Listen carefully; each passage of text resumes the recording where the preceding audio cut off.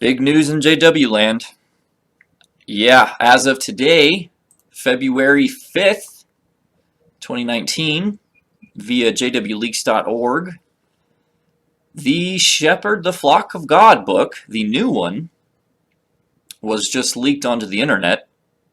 And for those of you who do not know what the Shepherd the Flock of God book is, it has long been the book that the elders, the leaders of the individual congregations of Jehovah's Witnesses, it's the book that they use to determine how they should handle matters that arise within the congregations. It's given to them by the governing body, the men in New York who run the organization. If you're not aware, this book has been the subject of a lot of controversy and also has given them a lot of grief regarding lawsuits because their policies on how to deal with matters, especially child sex abuse, has been very poor. It's enabled a lot of pedophilia to go unpunished, to be swept under the rug and not brought to the authorities. So I have here the new one, and I'm going to show you how incredibly different their new policies and how to deal with this case, how very different it is now compared to their old stance. I have their old Shepherd the Flock book that was released, I believe, in 2010.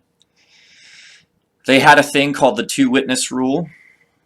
And here, if you'll notice down, I think it's page 73, it says there must be 2 or 3 eyewitnesses, not just people repeating hearsay.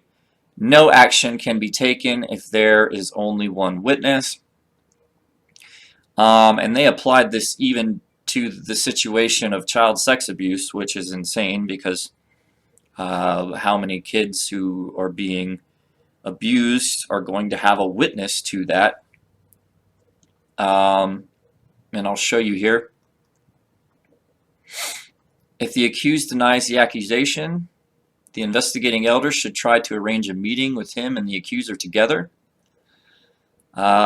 which is gross, but they do say if the accusation involves child sexual abuse and the victim is currently a minor, the elder should contact the branch office before arranging a meeting with the child and the alleged abuser. So this is one thing that really needed to change. They were having the accused abuser actually meet with the elders along with the abused, the child, who's definitely not going to want to be in the same room with the accused. It was a very gross thing. They wanted the elders to contact the branch office before doing this. It says if the accuser or the accused is unwilling to meet with the elders, or if the accused continues to deny the accusation of a single witness and the wrongdoing is not established, the elders will leave matters in Jehovah's hands. So this is the big one. This is why me and my friends gathered at the world headquarters and protest, because basically what that says is if the accuser denies having sex with a child and there's no witness to establish the evidence of wrongdoing, the elders just leave the matter in Jehovah's hands, and that's their counsel.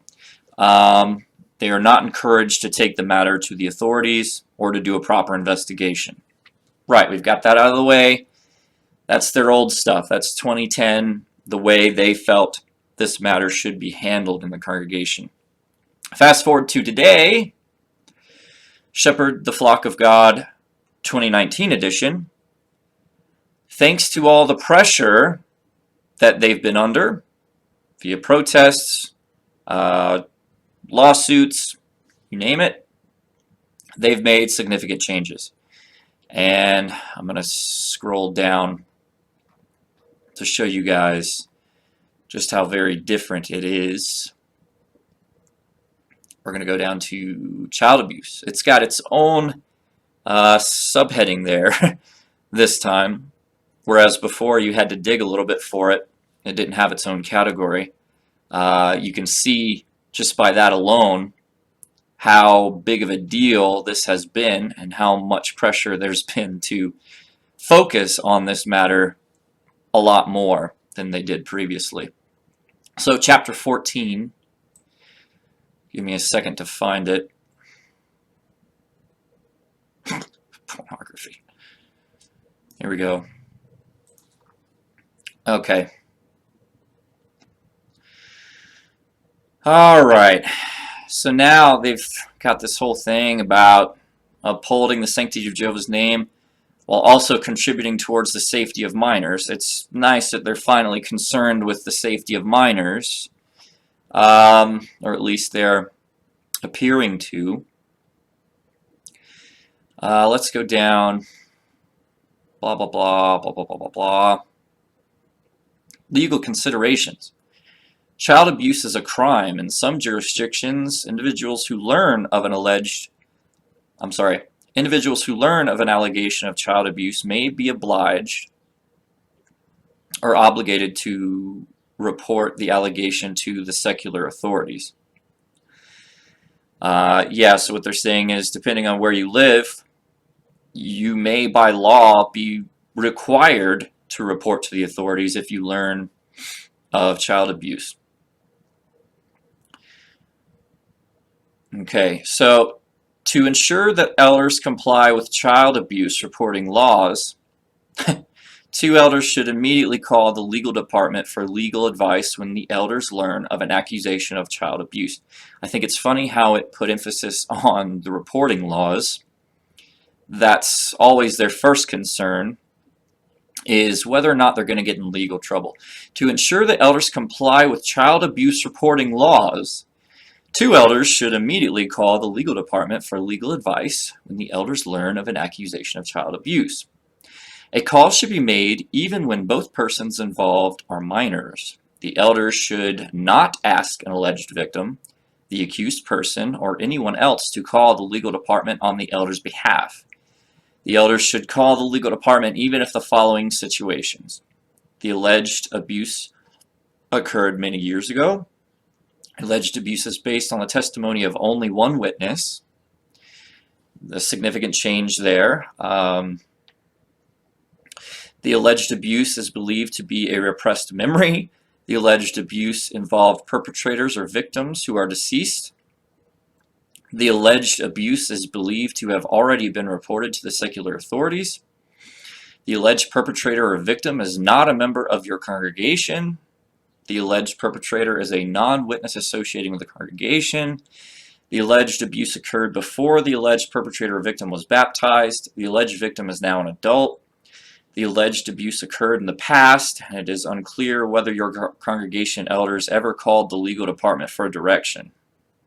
So, I mean, this is actually pretty huge already, guys. If you'll notice, they've got a much more comprehensive list of recommendations for situations. Before, if you recall, I just showed you their entire guidance on this matter was limited to a single paragraph, and it was very vague. Basically, they didn't want to be bothered to deal with it, and elders were to just leave it in Jehovah's hands, and that caused them a lot of grief. So now you're seeing a much more comprehensive couple of pages dealing with this situation. It's got a whole chapter even, whereas before it was just this little footnote, and it was causing a lot of grief to a lot of people. So let's keep going. I'm a little shaky because this is an incredibly big deal, and I'm going to talk about why I feel it's a big deal and how I think about all this in a minute. But this is a little tough to get through. I'm kind of my nerves are getting to me a little bit. Okay, the legal department will provide legal advice based on the facts and the applicable law. Okay. If the individual who is accused of the child abuse is associated with your congregation, the two elders calling should provide the legal department with the individual's full name, date of birth.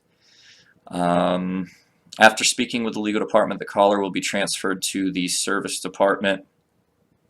So, all right, that's the final bit of it there. Okay, there is a little bit more involved with this. When discussing child sexual abuse from a congregation standpoint, we are not considering a situation in which a minor who is a willing participant and who is approaching adulthood is involved in sexual activity with an adult who is a few years older than the minor. Nor, generally speaking, are we discussing situations in which only minors are involved. Rather, we are referring to an adult guilty of sexually abusing a minor who is a young child, or an adult guilty of sexual involvement with a minor who is approaching adulthood but was not a willing participant. It goes on to instruct elders how they should be empathetic to victims of child sex abuse.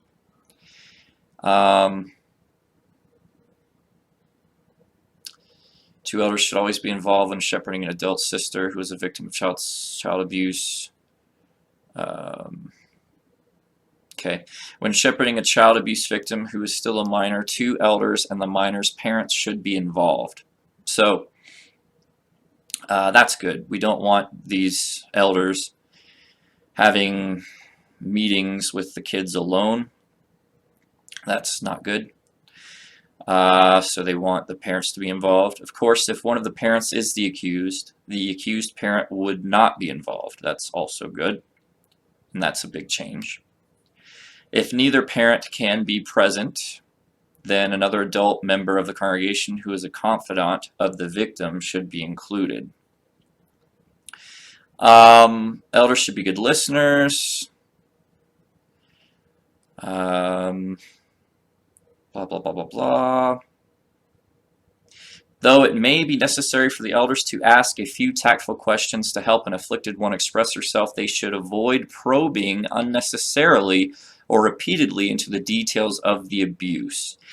This is huge because in the past it was standard procedure for the elders to have the victim in a room with these men and drill them, getting every detail of the abuse, wanting to know more and more and more, every act that was committed, where they were touched, how many times. Just an obscene amount of information was driven out of abuse victims, and it was a really gross practice that kind of made you wonder why they needed to know all the details. It was a little sick. So it looks like they're trying to curb that back a little bit. Should avoid probing unnecessarily or repeatedly into the details of the abuse. However, that's in my way. Discussing biblical examples of others who endured a difficult childhood and yet succeeded in becoming faithful servants of Jehovah may provide needed comfort. In time, Jehovah God will heal the brokenhearted. That's, basically, they're still adamant that if you read a Bible example of someone who went through a hard time and put your faith in Jehovah, eventually he'll heal you and you'll be fine. To just wait it out and you'll feel better. All right, I'm going to go back up. Wait, one more thing. I thought this was kind of silly. It says the time the elders can spend shepherding a member of the congregation who is a victim of child abuse is limited. So they must balance this important responsibility with their other responsibilities, which include caring for the spiritual, emotional, and material needs of their own family. In some cases, a victim of child abuse may seek more spiritual support from the elders than they can reasonably give. In such cases, some elders have found it beneficial to set limits on the time for such shepherding. Yeah, basically, they're giving elders a way out for these needy child abuse victims who just, they need too much of these brothers' time. They've got other things to do. Oh boy. It may take several visits to assist a victim effectively. When circumstances limit the extent of the assistance the elders can provide on a particular occasion, elders should still seek to share words of encouragement, assuring a victim of Jehovah's love, reading an appropriate scripture, and offering a prayer. This will confirm the elder's interest and willingness to help to the extent possible. This will confirm the elder's interest and willingness to help to the extent possible. So it's instructing elders how to pretend that they still care, in case they don't and they'd rather be somewhere else. Thought that was a little weird. It's important to note, guys, that this is a very confidential book. It's only given to the elders. Elders' wives and other members of the congregation are strictly prohibited from reading it. But at this point, it's kind of silly because it gets out on the internet anyway. Okay. So let's go back up. I just wanted to say a few things about what these new changes actually mean regarding how they're handling things going forward on child sex abuse. So while it does look like they're making a huge effort to change how they handle the situation, I would like you to notice that it doesn't necessarily mean they're getting rid of the two-witness rule. You'll notice it wasn't listed in here. It wasn't in print. The two-witness rule, they no longer appear to need to establish the wrongdoing with another witness. But that may just be smoke and mirrors, because if you'll notice, it's really just telling them going forward they are to contact the legal department for legal advice first before they do anything. So really what they've done is they've shifted the responsibility of these matters from the elders to the branch in New York, the legal department of Jehovah's Witnesses, who will then advise them case by case how to deal with these situations. This could end up being a step forward and a good thing for child sex abuse victims. But what concerns me is that now we don't really know how they're handling these cases, because, like I said, now the instruction is to go straight to the legal department for advice, and I'm not in that phone conversation, neither are you, neither is the abused child or the parents of the abused child. We don't know what advice they're giving these men. It's very possible that they're giving them the same advice, it's just no longer in print.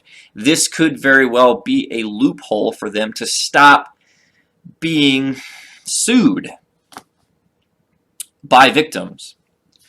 I want to be hopeful and see that the changes that they're making, and some of this is a giant victory where it's admonishing the elders not to dig for details and not to make the child sit with the accused in meetings, judicial hearings anymore. That's definitely a victory.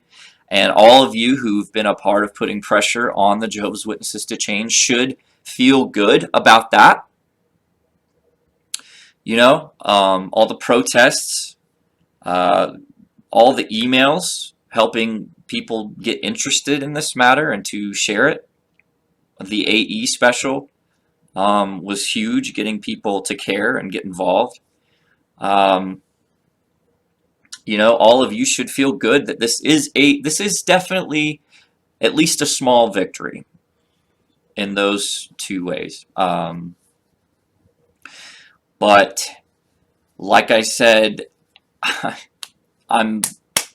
it's like half of me, I'm very torn on it, because now if they're still enforcing the two-witness rule and leaving these matters in Jehovah's hands, if that's the advice they're still giving from the legal department, we wouldn't know, because it's no longer in print that that's how they're handling it. And so this could just be a giant, like I said, legal loophole to keep them from being sued. I know that there's going to be a lot on this in the days coming. Other people are going to cover this. But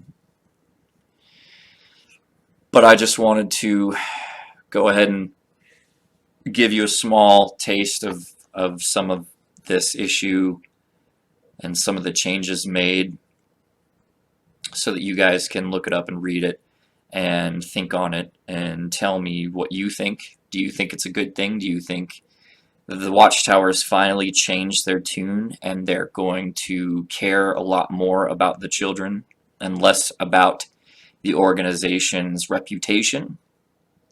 Or do you think that this is a smoke and mirrors smokescreen to keep them from getting lawsuits?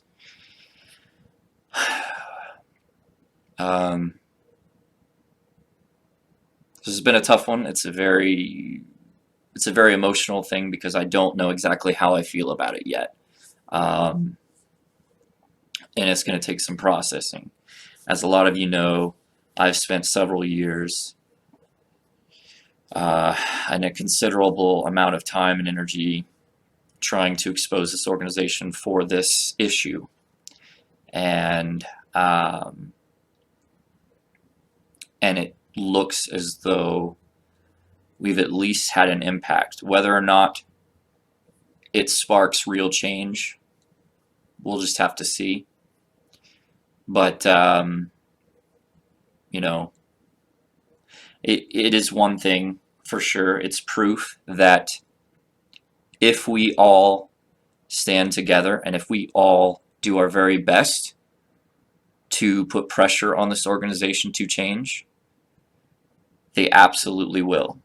Now, we've done this. We've forced them to have to change considerably their thinking on this matter. And as I said before, you know, before this issue had 1, maybe 2 paragraphs of instruction to the elders. Now, after everything that's happened, after the Australian Royal Commission, after our protest in Warwick and London, the AE special, and all the countless lawsuits, now they've changed it to an entire chapter regarding the matter. And that's something to consider regarding just the whole movement, like Jehovah's Witnesses trying to change things. It appears that we have. Now, time will only tell if it's a lasting change, if it's a change that's really a beneficial change behind the scenes. If the legal department is actually advising these elders to go to the authorities, you know, time will only tell. But we definitely caused them to take this matter much more seriously. Yeah. Alright guys, thank you for watching. Let me know how you feel about all this in the comments. Faithful Slave, I'm out.